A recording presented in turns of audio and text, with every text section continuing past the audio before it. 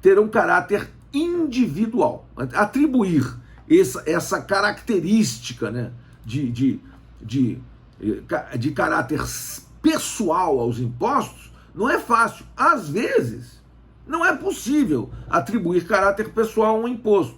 Por exemplo, os impostos reais, o IPI, o Imposto sobre Produtos Industrializados. Se você industrializar R$1.000, vai pagar IPI sobre R$1.000.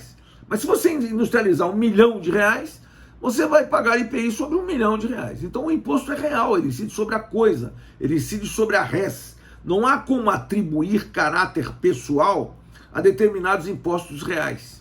E por isso, o dispositivo diz, sempre que possível, os impostos terão caráter pessoal e serão graduados segundo a capacidade econômica do contribuinte. Quer dizer, quando não for possível atribuir caráter pessoal aos impostos, eles não terão necessariamente que ter caráter pessoal.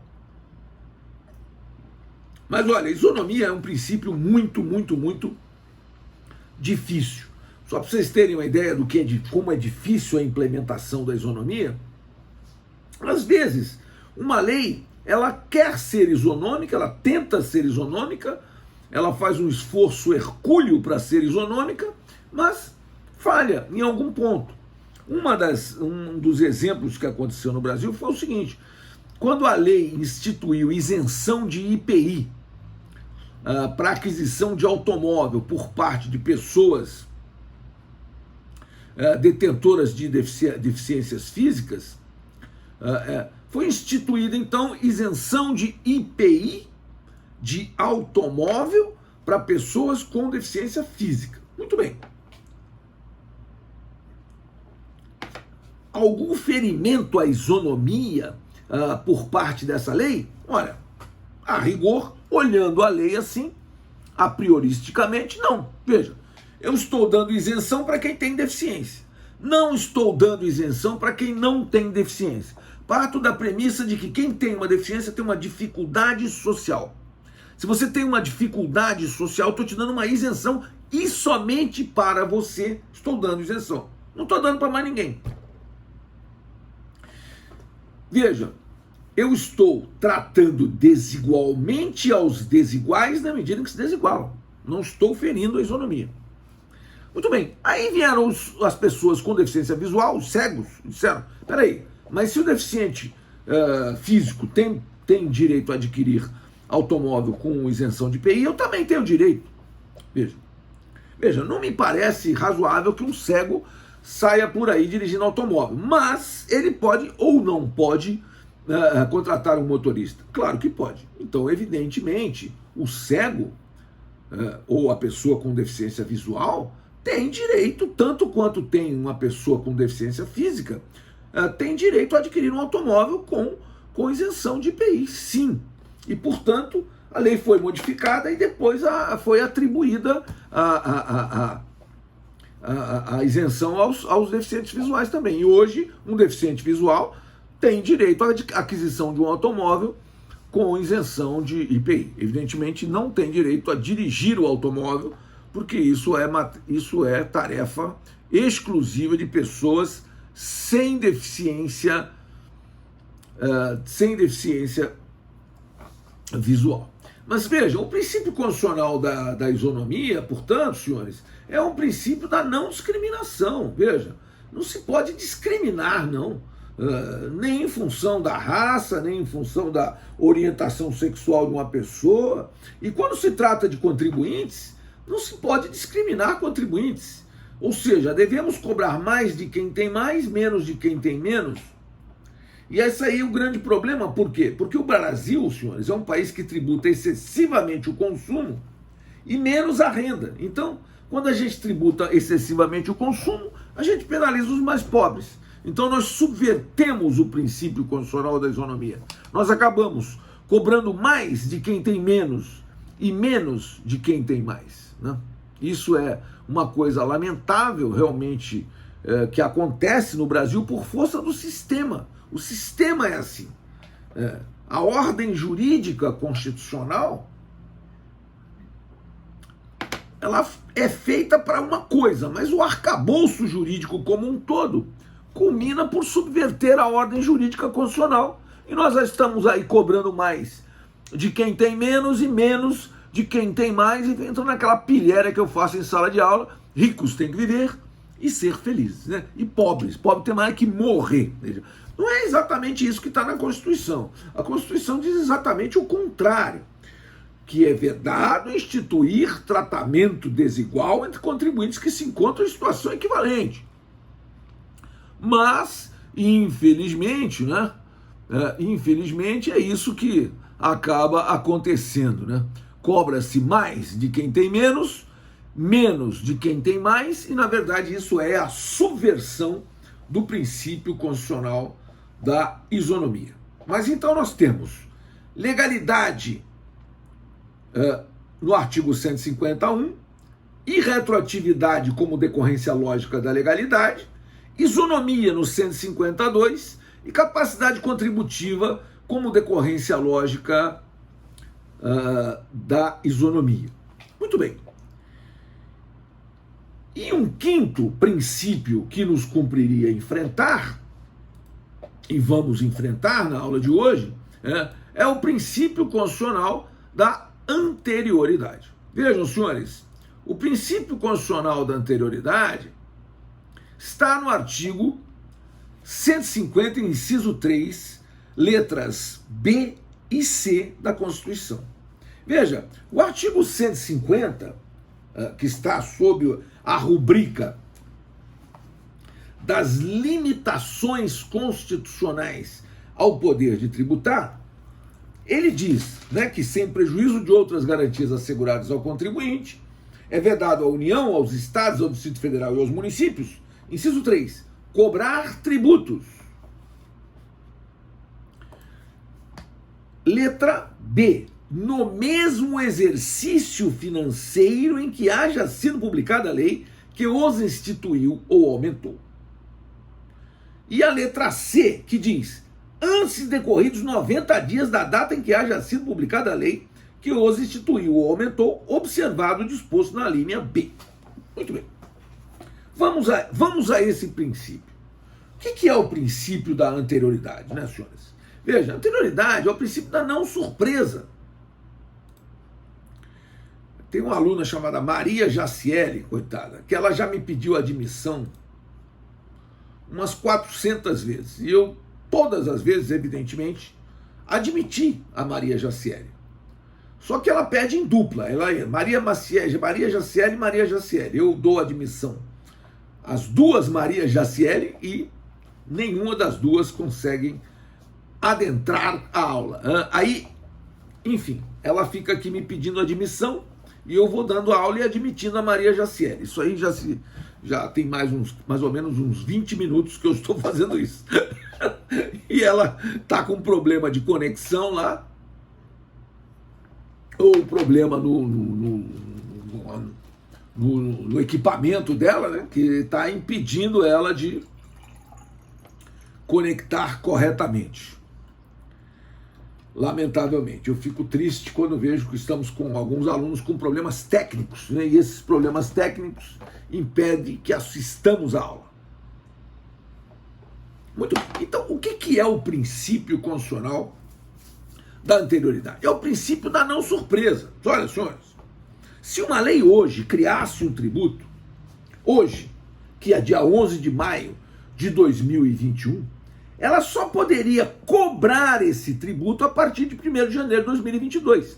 Porque no Brasil, o exercício financeiro coincide com o ano calendário. Então, quando eu estou falando em exercício financeiro, estou me referindo ao ano calendário, 1/1 a 31/12. Ora, então uma lei que hoje, 11 de maio de 2021, aumentasse um tributo ou criasse um tributo, só poderia cobrar esse tributo a partir de 1º de janeiro de 2022. Ponto. Só que aí passou a ser uma praxis no Brasil, seu legislador sempre casuísta, como sempre, né? Está aqui a Maria Jaciele pedindo admissão, né? E eu estou admitindo. Muito bem, então, veja, uma lei que hoje criasse um tributo, né, só poderia ser cobrado no exercício seguinte. Mas se uma lei de 31/12,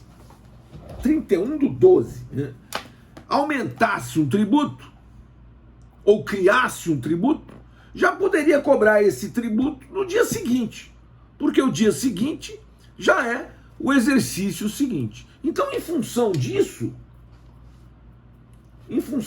senhores, o constituinte derivado, por ocasião da reforma constitucional, da emenda constitucional número 42, ampliou a garantia do contribuinte. Isso aconteceu em 2003, ao se criar a letra C do artigo 150, agora ela está em 3 pessoas pedindo admissão. Maria Jaciele e Maria Jaciele. Né?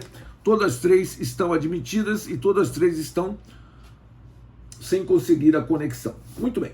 Então, vejam só.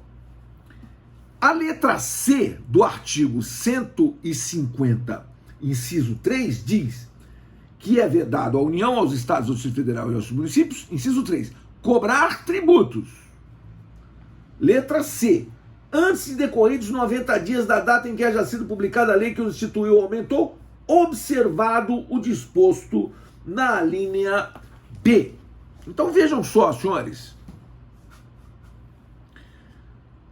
A linha C diz que há que observar, além do exercício, 90 dias entre a data da edição da lei e o início da cobrança. Então, uma lei de 31 de dezembro só poderia cobrar o tributo criado ou aumentado por ela a partir de 1º de abril do exercício seguinte. Então, teria janeiro, fevereiro e março, teríamos um lapso de 90 dias entre a data da edição da lei e o início da cobrança. Então, há que observar o exercício e há que observar 90 dias entre a data da edição da lei e o início da cobrança. Entendemos isso aí, senhores? Entendemos o que é anterioridade? É vedado cobrar tributos no mesmo exercício financeiro em que haja sido publicada a lei que os instituiu ou aumentou. Muito bem. Ora, só que o princípio constitucional da anterioridade, ele comporta muitas exceções. Na verdade, são 4. Vejam quantas exceções são possíveis à anterioridade. Vejam, e essas exceções, elas estão elencadas aqui no parágrafo 1º do artigo 150 da Constituição. Mas vamos a elas. Quais são essas 4 exceções, né? Vejam, nós temos, primeiro, impostos extraordinários. Lógico, que impostos extraordinários são criados em face de guerra externa ou sua iminência. Então não dá para esperar o exercício financeiro seguinte. Então tem que instituir e cobrar imediatamente. Segunda exceção, empréstimos compulsórios extraordinários, criados em face de calamidade pública, guerra externa ou sua iminência. Lógico, porque se temos uma calamidade pública, uma guerra externa ou sua iminência, não podemos esperar o exercício seguinte. Terceira exceção, os impostos extrafiscais. Os impostos extrafiscais não se sujeitam à anterioridade, senhores, por uma razão muito simples. Porque os impostos extrafiscais, que são 4, importação, exportação, IPI e IOF, esses impostos, eles têm objetivo eminentemente regulatório e não arrecadatório. Então não posso aguardar o exercício seguinte para, por exemplo, conter um surto de importação. Então, se eu tenho um surto de importação de um determinado produto, eu posso aumentar o imposto de importação e já imediatamente cobrar esse imposto aumentado, porque para conter o surto de importação. Então, os 4 impostos extrafiscais, importação, exportação, IPI e IOF, que podem ter suas alíquotas alteradas dentro dos limites estabelecidos em lei, mas por um simples decreto do Poder Executivo, esses 4 extrafiscais, eles também não precisam respeitar a anterioridade. Muito bem. Além disso, nós temos as contribuições sociais. Porque as contribuições sociais, senhores, a elas nunca se aplicou o princípio da anterioridade. E nunca se aplicou o princípio da anterioridade por uma razão muito simples. Qual seja? É que o parágrafo 6º do artigo 195 da Constituição diz que as contribuições sociais de que trata esse artigo só poderão ser exigidos após decorridos 90 dias da data da publicação da lei que as houver instituído ou modificado, não se lhes aplicando o disposto no artigo 153b. Ou seja, não se aplica às contribuições sociais o princípio constitucional da anterioridade anual. Se aplica o princípio constitucional da anterioridade nonagesimal. Estou admitindo aqui a Maria Jaciele, né, para a nossa aula. Muito bem. Se aplica aqui, então, o princípio constitucional da anterioridade mitigada ou anterioridade nonagesimal. Então, uma lei que hoje, 11 de maio de 2021, criasse uma contribuição social ou aumentasse uma contribuição social, esta lei só poderia cobrar esta contribuição social ou exigir esta contribuição social a partir de 90 dias. 11 de maio, 11 de junho, 11 de julho, 11 de agosto. A partir do dia 12 de agosto, se poderia cobrar essa contribuição social criada ou aumentada por esta lei, né, de forma tal que esta contribuição social estaria se sujeitando ao princípio constitucional da anterioridade nonagesimal ou anterioridade mitigada, como queiram, né, mas não estaria se sujeitando ao princípio da anterioridade anual, que é o do artigo 153b. Porque a esta anterioridade não se aplica o princípio constitucional. Ou seja, a estas contribuições se aplica a anterioridade nonagesimal ou anterioridade mitigada. Muito bem. Só que vejam, senhores, como a linha C ela foi criada por emenda constitucional, porque quando a Constituição foi editada, é a vantagem de ser velho, quando a Constituição foi editada, eu estava no 3º ano de Direito, né? E era o meu professor, Dr. Vicente Fernandes Cassione, que era meu professor de Direito Penal, era assistente direto do ministro, do então deputado, né, Bernardo Cabral, que era o relator da Constituinte de 1988. Né? E o nosso professor trazia para a sala de aula o texto constitucional em seu nascedouro, ainda antes de ser submetido aos próprios deputados, né? Como fazia o relator e o que ele iria submeter para ser votado. Então, vejam, nessa época em que foi criada a Constituição Federal, e eu sou testemunha ocular disso, porque eu era estudante de Direito, estava no 3º ano,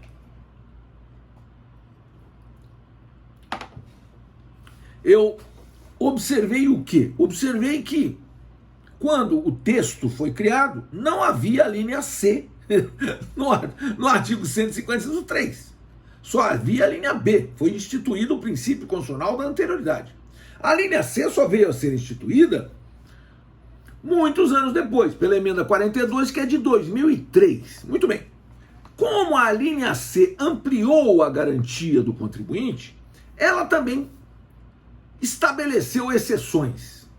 E aí, quais são as exceções à anterioridade nonagesimal somada à anterioridade anual da linha C? Sim, porque a linha C diz: há que observar 90 dias entre a data da edição da lei e o início da cobrança, observado o disposto da linha B. Então tem que observar a anterioridade anual e tem que observar a anterioridade nonagesimal. Muito bem. Agora, quais são as exceções? As exceções, senhores, estão também no parágrafo 1º do artigo 150 da Constituição, e são 3. Quais são? Primeiro é o imposto de renda. Porque o imposto de renda da pessoa física, veja só, o imposto de renda da pessoa física, ele ocorre num lapso de tempo que é o próprio exercício financeiro, entre 1/1 e 31/12.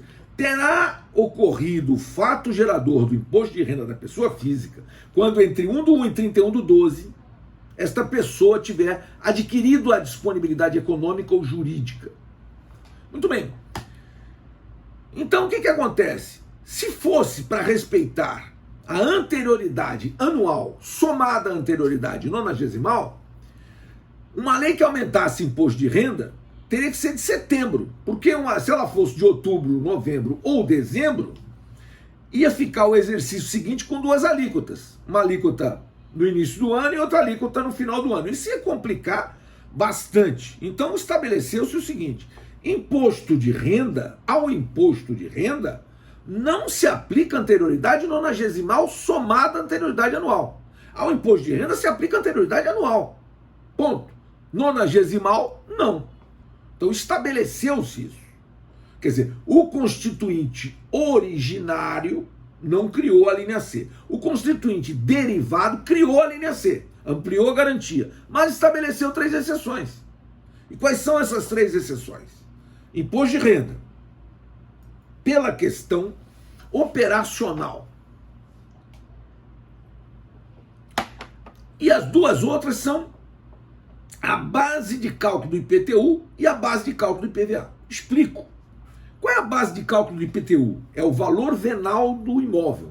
O valor venal do imóvel ele é estabelecido, senhores, numa lei municipal que se chama Planta Genérica de Valores. Todo município tem uma lei que estabelece todos os anos quais são os valores venais de todos os imóveis situados nesse município. Então, isso é estabelecido, ou seja, a base de cálculo do IPTU está na Planta Genérica de Valores. E a Planta Genérica de Valores, se não fosse aprovada e sancionada em setembro, isso ia acontecer que no dia da ocorrência do fato gerador do IPTU, que é 1º de janeiro de cada exercício financeiro, não se poderia alterar o valor venal dos imóveis depois de 30 de setembro, o que seria uma falácia. Por quê? Porque, na verdade, esse é um estudo que passa o ano inteiro. Então, chega no final do ano é que se aprova a Planta Genérica de Valores. Então, deixou-se a base de cálculo do IPTU, que é o valor venal dos imóveis, constantes de uma lei municipal que chama-se Planta Genérica de Valores, como uma exceção à linha C. Ou seja, a base de cálculo do IPTU não é exceção à linha B, mas é exceção à linha C. E a mesma coisa se deu com a base de cálculo do IPVA. A base de cálculo do IPVA é o valor do seu automóvel. O valor do seu automóvel é fixado por critérios técnicos, econômicos, pela própria Fazenda Pública Estadual. Então é a Fazenda Estadual que estabelece quanto vale seu automóvel. Veja, quando o automóvel é 0 km, é o valor da nota fiscal. Quando o automóvel não é mais 0 km, e você paga todos os anos, 4%, aqui no estado de São Paulo, 4% do valor do seu automóvel a título de IPVA, Imposto sobre a Propriedade de Veículos Automotores. Então, você paga 4% de IPVA sobre o valor do seu automóvel. Agora, qual é o valor do seu automóvel? É um valor fixado numa tabela segundo a própria Secretaria da Fazenda do estado de São Paulo. Então, vejam, senhores, por conta dessas questões operacionais, porque o fato gerador do IPTU é 1º de janeiro, o fato gerador do IPVA é 1º de janeiro, e o fato gerador do imposto de renda é o exercício financeiro inteiro, ao imposto de renda e a base de cálculo do IPTU e do IPVA não se aplica o princípio constitucional da anterioridade nonagesimal somado à anterioridade. Só que aí temos um problema. Qual é o problema? O problema é que o redator do parágrafo 1º do artigo 150 da Constituição andou muito mal. E ao redigir o dispositivo, ele acabou criando uma celeuma que era totalmente desnecessária. Se o princípio constitucional da anterioridade nonagesimal se aplicava ao IPI. E não se aplicava. Mas com a redação que lhe deu o constituinte derivado, Hoje o Supremo entende que ao IPI, pasmem, ao IPI, que é extrafiscal, e ao qual não se aplica anterioridade, se aplica exclusivamente o princípio constitucional da anterioridade nonagesimal. Só. Mas esse é um entendimento, data vênia, totalmente equivocado do Supremo. Agora, entre o que o Supremo diz e o que eu digo, adivinha o que prevalece? Muito bem. Mas, então, eu digo para os meus alunos, no concurso público, se perguntarem para você, aplica-se o princípio constitucional da anterioridade nonagesimal ao IPI? Você fala, aplica. Agora, na sua tese de doutorado, ou na sua dissertação de mestrado, se perguntarem para você, se aplica o princípio da anterioridade nonagesimal ao IPI? Você diga, não, não se aplica, porque o Supremo errou. E errou por uma razão muito simples, porque ele caiu numa falha redacional do parágrafo 1º do artigo 150 da Constituição. E veja se não é uma falha operacional, uma falha redacional. Veja que coisa horrorosa que eles criaram aqui. Eles disseram o seguinte, olha, parágrafo 1º do artigo 150 da Constituição Federal. A vedação do inciso 3b, o princípio constitucional da anterioridade anual, não se aplica aos tributos previstos nos artigos 148.1, ok, empréstimos compulsórios extraordinários. 153.1, 2, 4 e 5, ok, impostos extrafiscais, importação, exportação, IPI e IOF. 154.2, ok, impostos extraordinários criados em face de guerra externa ou sua iminência. Então a esses não se aplica anterioridade nenhuma. É o que você tem que entender. Só que aí ele coloca assim, ponto e vírgula. E a vedação do inciso 3C, que é a anterioridade nonagesimal somada à anterioridade anual, não se aplica aos tributos previstos nos artigos. Não precisava nada disso. 148.1. Não se aplica anterioridade anual, não vai se aplicar nonagesimal. Empréstimo compulsório extraordinário. 153.1, 2, 3 e 5. E aí foi a grande mancada do Constituinte derivado. Porque ele trocou o 4, que é o IPI, pelo 3, que é o Imposto de Renda. E ao dizer que não se aplica a linha C ao Imposto de Renda, tudo bem.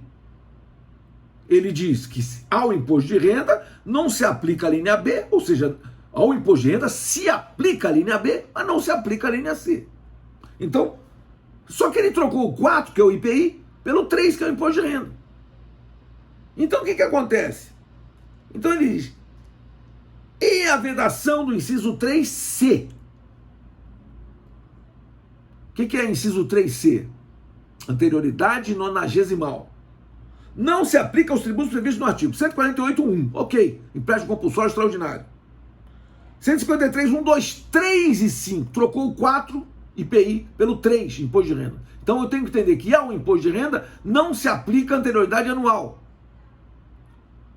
E nem se aplica anterioridade, aliás, ao Imposto de Renda se aplica anterioridade anual, mas não se aplica anterioridade nonagesimal. Tudo bem, não se aplica anterioridade nonagesimal ao Imposto de Renda. E 154.2, não precisava de novo, impostos extraordinários, não se aplica anterioridade anual, não se aplica anterioridade nonagesimal. Nem a fixação da base de cálculo dos impostos previstos nos artigos 155.3, IPVA, e 156.1, IPTU. Agora, como a redação é péssima, o que o Supremo entendeu? O Supremo entendeu como ele trocou o 4 pelo 3, ao IPI, que é Imposto sobre Produtos Industrializados, e sobre o qual não incide a anterioridade anual, se aplica exclusivamente a anterioridade nonagesimal. E foi essa a decisão do Supremo quando o governo aumentou o IPI de carro importado da China em 30%. E o governo entendeu que deveria observar o lapso de 90 dias para poder implementar o aumento. O STF entendeu e data máxima vênia entendeu errado, porque não se aplica ao IPI coisíssima nenhuma, porque o IPI é extrafiscal e ele existe para regular situações e, portanto, não se aplica a ele anterioridade alguma, nem nonagesimal, nem anual, nem nenhuma. Mas, como é péssima a redação do parágrafo 1º do artigo 153, do artigo 150 da Constituição, o Supremo se equivocou, e ao se equivocar, beneficiou o contribuinte, então ninguém vai contestar essa situação. Mas o que eu digo para vocês, sem medo de errar, é que na dissertação de mestrado ou na sua tese de doutorado, se falar de IPI, sustente o erro do Supremo. Mas no concurso público, assim como no exame da OAB, conforme-se com a decisão do Supremo. Qual seja, o IPI é um imposto extrafiscal, ao qual não se aplica anterioridade anual, mas se aplica anterioridade nonagesimal, por conta da interpretação do parágrafo 1º do artigo 150 da Constituição. É isso que tenho a lhes dizer. Mas vejam só, senhores, o princípio constitucional da anterioridade é o princípio da não surpresa. Observem, senhores, as normas constitucionais, chamadas de normas princípio, são normas constitucionais dirigidas ao legislador, dizendo, senhor legislador, o senhor pode cobrar tributos? Pode, olha, mas o senhor faça isso por lei, hein? E faça isso através de uma lei não retroativa. Olha, o senhor faça isso através de uma lei isonômica. E para dar efetividade à isonomia, então o senhor cobre mais de quem tem mais e menos de quem tem menos, dando efetividade ao princípio da capacidade contributiva. E olha, senhor legislador, o senhor não surpreenda o contribuinte. O contribuinte não deve ser surpreendido. Então, uma lei que cria, uma lei que aumenta tributo, só pode cobrar esse tributo a partir do primeiro dia do exercício financeiro seguinte ao da publicação da lei.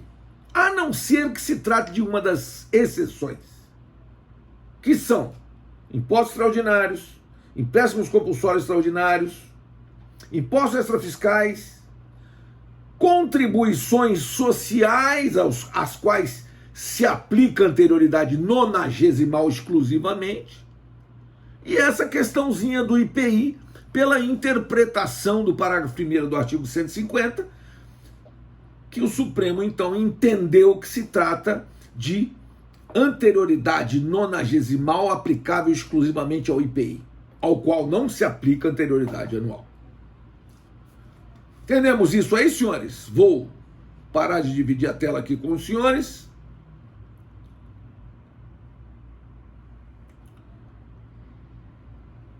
Vejam, a Andressa está falando aqui, na prova eu digo não. Na prova você pode sustentar que o Supremo se equivocou. Ou não, se for uma prova dissertativa. Se for uma prova de múltipla escolha, vai na anterioridade nonagesimal para o IPI. Porque esse é o entendimento do Supremo e é o entendimento da OAB. Veja como o direito é difícil, né, senhores? Mas isso é que é o bom, porque se fosse fácil, qualquer um fazia. Vou interromper nossa gravação e abrir para perguntas. 1 minuto, por favor.